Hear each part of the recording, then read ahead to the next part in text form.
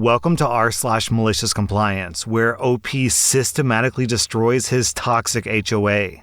Our next Reddit post is from Also Not the Mama. Background: a million years ago, my property that I owned but rented out was part of a large farm. I bought it about 30 years ago, long after the farm was broken up, but before there was any development near it. The piece of land that I got was near the back entrance that joined a dirt road that ran through it. The more expensive plots of land were near the asphalt road in the front. I originally bought the large chunk of land intending to do some farming, but that never happened. About 20 years ago, some of the plot owners got organized and they had the area designated as a municipal suburb. The municipality agreed to put in paved roads, water, and electricity if a certain percentage of the properties were developed. A construction company linked to the organized owners went around contacting the owners who didn't have any buildings on their land, offering to build houses for a very, very reasonable price. However, this was contingent on them getting a certain minimum amount of people to sign up. While this was happening, one of the organized owners approached me and offered to buy half of my property. I agreed and got more than 4 times the amount that I paid for the entire property 10 years ago. That money, combined with a small loan from the bank, gave me what I needed to pay for a house to be built, and it was a fairly large and nice house too. I stayed in the house for a few years and my mom lived with me. I decided to subdivide the property again and build my mother a house next to mine, but unfortunately, an undiagnosed tumor took her before we could even start building the house. Soon after my mother died, I moved out of my house and I started renting that house out. A few weeks before we moved out, the person I'd sold the land to was talking about starting a homeowners association. I wasn't interested and I left soon after. About 2 years later, the original organized owners contacted me. You see, there were 2 roads that entered that neighborhood nowadays. The original asphalt road that was used as the main entrance, and a second dirt road that was used as a back entrance. The HOA was trying to get the asphalt road blocked off to improve security and decrease through traffic, and they wanted the road next to my property to be the main and only entrance to the HOA community. So they were pressuring me to join the HOA.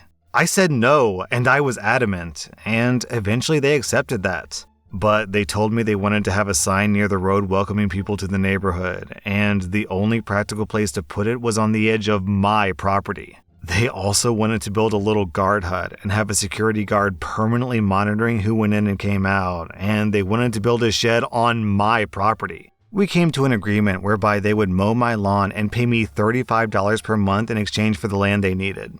I was very happy with this arrangement since the property was fairly large, and it didn't really cost them anything since they already had a full-time gardening service servicing the HOA.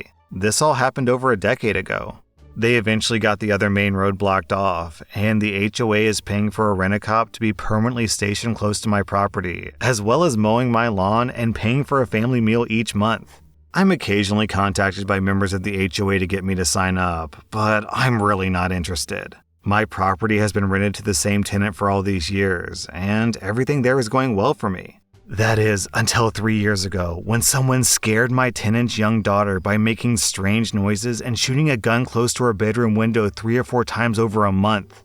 This scared my tenant, and I guess it scared the HOA too, because they and my tenant contacted me with a proposal. If I join their HOA, then they'll exclude me from the rules, including the monthly fees. And in addition, they'll build a wall around the entire HOA neighborhood, including an electric fence and security cameras. They told me they'd wanted to do this for a while, but they were unwilling to build the wall on a property that wasn't in the HOA.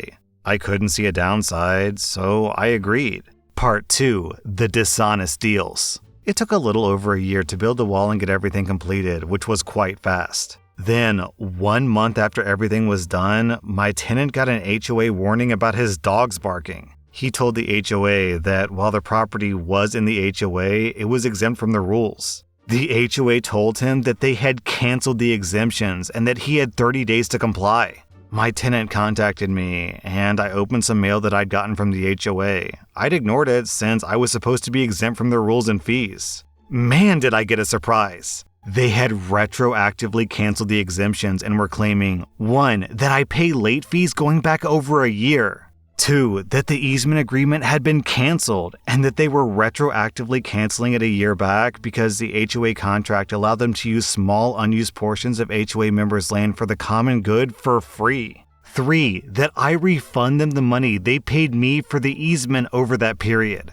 4, that I owed them money for mowing my lawn, and 5, that I would be fined for each infraction my tenant failed to remedy. This started an expensive process involving lawyers in the court system that ended with a judge telling me that what the HOA had done was mostly legal. They did have the right to revoke exemptions, but they had to give me 30 days notice. As I was walking to my car, the neighbor who I'd sold that property to told me that I was stupid to have refused to join the HOA when it started because I could have been a founding member, whatever that means. And that next time, I should be sure to understand the documents that I sign before signing them. Part 3. The Malicious Compliance. My neighbor was right. I should have read the contract better. Also, I was interested in what it meant to be a founding member. Spoiler, it meant nothing. And so when I got home, I grabbed the HOA contract I'd signed as well as all other documentation they'd provided me with, and I started reading. I was determined to exploit every single loophole I could find.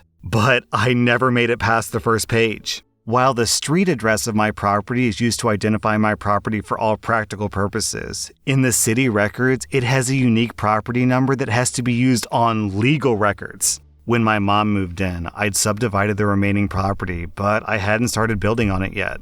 And when I gave the HOA the easement all those years ago, it had been on the property I'd sliced off from my mom. And when the HOA set up the contract, they had simply reused the property number from the easement. The next afternoon, my neighbor delivered 2 documents to me.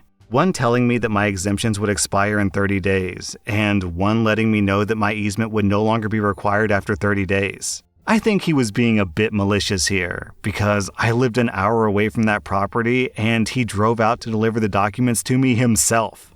Part 4. The Revenge. Exactly 30 days to the hour after the HOA had given me the 30 days notice, I knocked on the neighbor's door. Oh, did I mention that he was the president of the HOA? And I had him sign for 2 documents. The first document said that I planned to build a house on my HOA property, which confused him. And the second document was a notice that they had 30 days to remove the guard shed, the electric fence, and the sign from my property. He tried to engage me in conversation, but I ignored him, climbed in my car, and drove off. Early the next morning, I got a call from the HOA lawyer who explained to me that their junk would be staying on my property since it was an unused part of my land. I explained that I was building a house there, and so the land wouldn't be unused anymore. I could hear the smirk as he told me that building a second house to be spiteful wouldn't be accepted by the courts. I sure hoped that he could hear the smirk in my voice when I told him that the property in question did not have a house, and was, in fact, barely large enough for a house to be built and wouldn't be large enough for any of those extraneous buildings. I then told him to go look up the property in question and call me back. It took them just under 5 days to get back to me.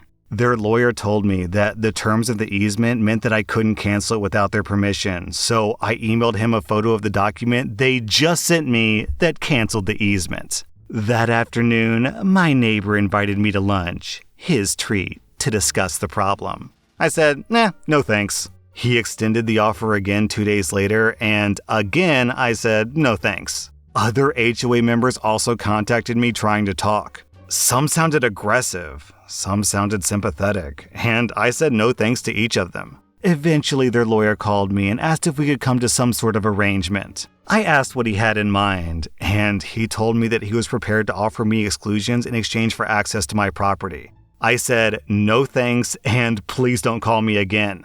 About 9 days before their 30 days was up, I got a call from a different lawyer. He said he wanted to negotiate a surrender. His words, not mine. I agreed to meet him at his office the next day. I'd already had my documents drawn up, and the meeting was as simple as me giving him the documents and him reading them over. This was my new easement offer. 1, they had to offer me everything they agreed to in the old easement offer. 2, I changed the line mow the lawn to get the property to HOA standards and keep it there since it was now part of the HOA. 3, this would cost them $500 per month instead of just $35. 3.5, this amount would go up with inflation. The previous contract did not include that part. 4, when this was canceled, for whatever reason, the HOA would have to pay me a cancellation fee of $7,500. 5, this contract automatically terminated 30 days after any of the following events occurred. 5.1. Any disciplinary action was taken against me, my tenant, or the property. 5.2. Any complaints were levied by the HOA against the property. 5.3. Any legal action was taken against the property by anyone in the HOA. 6. This lawyer would be allowed to mediate any disputes between us at the HOA's expense. And 7. The HOA would pay all of my legal fees if any legal action was taken against me. I had deliberately left some insane things in there so that I could appear to concede some points or be negotiated down when the HOA got indignant. The lawyer did not look happy. He said that my proposal sounded unfair, but that he would have the HOA president look at the documents. I reminded him that in 8 days, I would be setting a group of armed men with sledgehammers and anger management issues loose on whatever stuff of theirs was still on my property. That evening, I got an irate call from the HOA president. He told me that he was never going to sign this new contract. I said, okay. He then told me that I was charging too much per month and that it should be the same rate as the previous contract. I pointed out that when I signed the previous contract, the area was under development and there was at least one other road leading in and out, but now there was only my road. And besides, my road was now developed with everything they needed. He told me that I was forcing them to sign a document that they didn't want to sign. I told him that he was free to just not sign it. He whined about everything he could think of, and then eventually told me that I'd be hearing from his lawyer. The next morning, Mr. Surrender Lawyer called to ask if I would come down to their office to sign the contract. I agreed. When I got there that afternoon, I learned that Mr. Surrender Lawyer wasn't a lawyer, but a paralegal. He handed me the contract and asked me to sign it. He laughed when I told him I would have to read it through first to make sure nothing was changed, and he mumbled something like, "I'm sure you would." I read through the contract, and nothing had been changed. Not a single thing. Also, the HOA president had signed it, and the surrender paralegal had signed it as a witness. I looked at the paralegal and said, "Why did he sign this? It was stupid to sign this." The paralegal looked at me and said, "I started telling him that signing this would be a bad decision, but he told me that I wasn't being paid to think or give legal advice and to shut up. So I shut up." I said, "Do you understand what he just signed here?" He looked at me and nodded. I asked him if I should have one of the lawyers look at this before giving it to you, and he told me that we'd already billed him enough for this, and that he would just sign it and sue me after the easement was safe. This happened about 1.5 years ago. It took 6 months for the HOA to find out how screwed they were. They wanted to sue me, but their lawyers explained to them that there was no way for them to win. Even if the court sided with them, then all they would get is the easement contract voided, and they did not think that the court would side with them. The lawyers were adamant about one thing. The HOA couldn't live with the part of the contract that said that the HOA paid my legal fees if I was sued. Since the way that it was worded, the HOA would pay my fees if anyone took legal action against me, not just the HOA. They argued that the courts probably wouldn't enforce that, since the context of the agreement had to do with the HOA. However, I told them that I was prepared to find out, since the HOA would definitely be the ones taking action against me if they challenged it. I eventually signed an addendum to the contract that said that my HOA president neighbor would personally pay all of my legal fees unless he held no position at all in the HOA, and that the HOA would pay all legal fees if the HOA took legal action against me. At the end of that meeting, my neighbor resigned from his position as president of the HOA. I politely told my neighbor in front of everyone that he shouldn't sign documents unless he understands what he's signing. He did not look pleased. It later came out during mediation that without the ability to control access to the HOA neighborhood through the security boom on my property, the HOA would be in breach of their own articles and it would be dissolved. I also learned that every single security camera in the HOA was wired to the guardhouse on my property. So basically, it was my way or the end of the HOA. The first mediation was really quite funny. The paralegal looked more than a little glum as we assembled and he called everyone to order. I suspect that he had been told to screw me over, so I took the initiative. I reminded everyone there that while I had agreed to let this paralegal handle all mediations, I never agreed to mediation at all. If I didn't feel like the proceedings were fair, I would just leave and they could go ahead and sue me. The paralegal brightened up, and things actually went quite well. I'm writing this Reddit post after getting home from my latest mediation. I built a swimming pool for my neighborhood dogs. As in, I made it myself. I dug a hole, packed it with stone, and gave a concrete finish. It was my first attempt, and if I do say so myself, it looked, well, terrible. The HOA called for a mediation meeting in which they told me, as nicely as they could, that the dog paddle pool was an eyesore right at the entrance of the HOA. Oh man, I already know what's gonna happen. They signed a document saying they had to bring it up to standard, so they're gonna pay for it. Am I right? Did they just screw themselves over? I asked them to create a list of what needed to be fixed and how it needed to be fixed and give it to me at the end of the next meeting. Their list was extensive. It basically required the pool to be rebuilt from scratch. I asked them, is there any way to reduce costs on this to get it up to HOA standards? And they assured me there wasn't. I thanked them, pulled out a copy of the agreement where they had agreed to get the property to HOA standards, which I'd highlighted, and handed it to them with the list. I told them the HOA usually preferred if these things were dealt with within 30 days. They started arguing until the mediator reminded them that they couldn't force me to comply without causing the easement to end. The HOA said that they would get it done.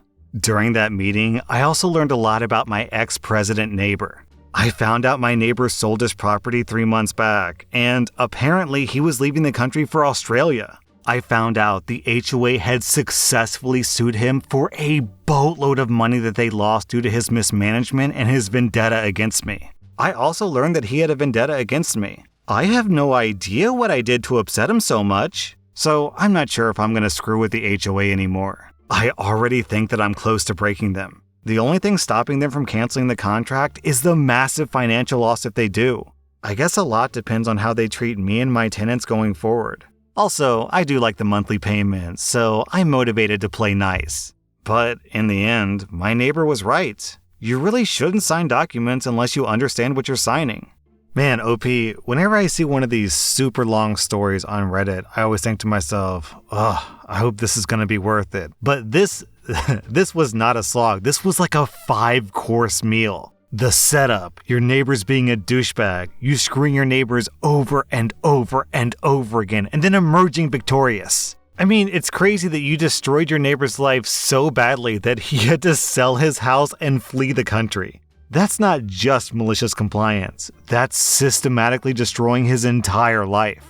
That was r/maliciouscompliance, and if you like this content, check out my podcast where I publish the exact same episodes. Also, hit that subscribe button because I put out new Reddit videos every single day.